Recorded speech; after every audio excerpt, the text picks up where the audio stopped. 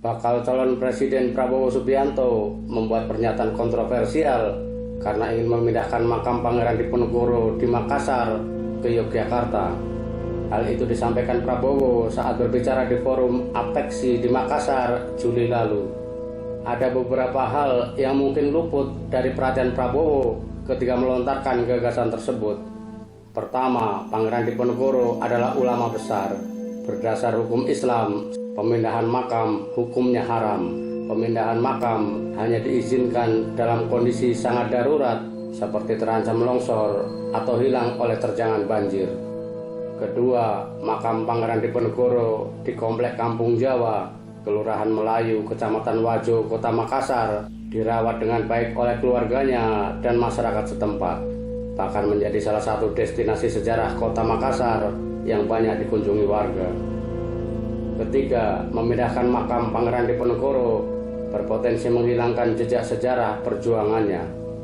Kisah penangkapan dan pembuangan sang pangeran adalah bagian dari sejarah bangsa Indonesia yang tidak boleh diubah, dibelokkan, apalagi dihilangkan dengan alasan apapun.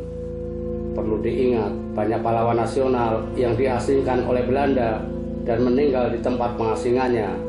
Selain Pangeran Diponegoro, ada juga Cut Nyak Dien yang dimakamkan di Gunung Puyuh, Sumedang, Jawa Barat.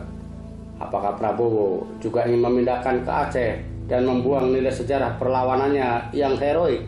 Gagasan Prabowo telah ditentang banyak pihak, termasuk Capres Anies Rashid Baswedan.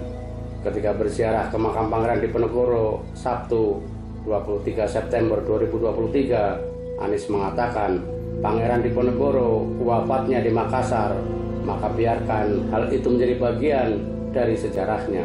Menurut Anies, jejak perjuangan Pangeran Diponegoro mengandung inspirasi bagi seluruh anak bangsa.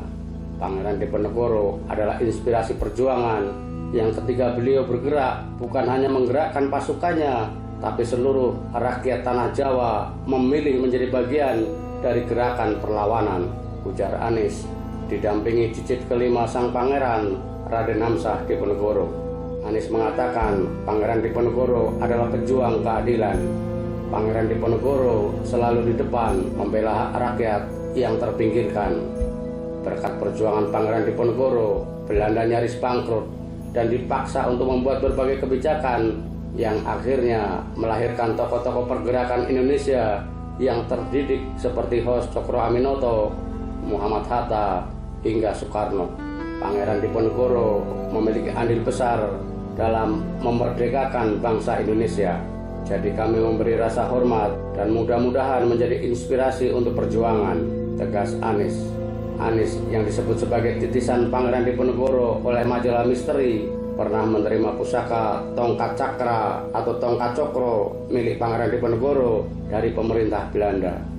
Penyerahan itu bersifat rahasia karena banyak kolektor memburu tongkat tersebut.